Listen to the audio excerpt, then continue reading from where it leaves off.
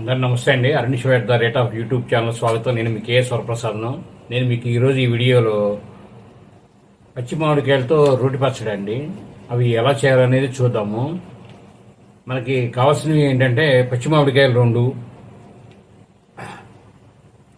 పుట్టి తీసిన వెల్లుల్లిపాయలు గర్భాలు ఒక 7-8, మెంతులు 1 స్పూను, ఆవాలు 1 స్పూను, జీలకర్ర 1 స్పూను, పసుపు 1 స్పూను, సరిపడా ఉప్పు కారం, ఆయిల్ 3 స్పూన్లు, పచ్చిపప్పు 1 స్పూను, మినపప్పు 1 స్పూను, ఆవాలు 1/2 స్పూను, జీలకర్ర 1/2 స్పూను, కరివేపాకు కొద్దిగా, ఎండుమిర్చి ఒక 5.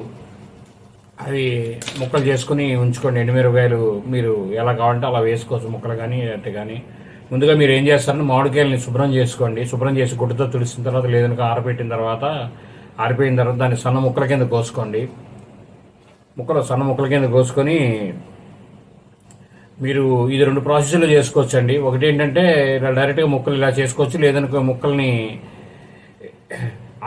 లైట్గా ఆవిరి చేసి దాన్ని మిక్సీలో వేసుకోవచ్చు. ఇప్పుడు మీరు ఏం చేస్తారంటే పచ్చి ముక్కల్ని మిక్సీలో వేసుకొని కచ్చాపిచ్చాగా మిక్సీ వేయండి. రోలు ఉన్నవారు దంపే అలవాటు ఉన్నారు, దంపండి. దానిలో ఈ వెల్లుల్లిపాయలు కూడా వేసి దంపండి. తర్వాత అది కొద్దిగా కచ్చాపిచ్చాగా నలిగిన తర్వాత దానిలో పసుపు, కారం, ఉప్పు వేసి కలిపి సిద్ధంగా ఉంచుకోండి. తర్వాత పొయ్యి మీద బాండీ పెట్టి ఈ స్పూను పచ్చిపప్పు, తర్వాత స్పూన్ ఏమో మినపప్పు వేసి వేగనివ్వండి. తర్వాత ఆవాలు, జీలకర్ర కూడా వేసి వేగనివ్వండి. తర్వాత కరివేపాకు, తర్వాత ఎండుమిర్చి ఇవి కూడా వేసి చక్కగా వేగనివ్వండి. వేగనిచ్చిన తర్వాత ఈ మీరు ముందుగా సిద్ధం చేసుకున్న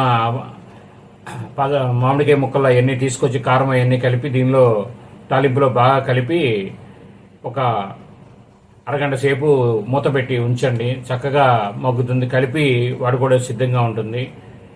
ఈ మెంతులు మీరు 1 స్పూన్ వేస్తారు కదా, దానివల్ల రుచి ఉంటుంది.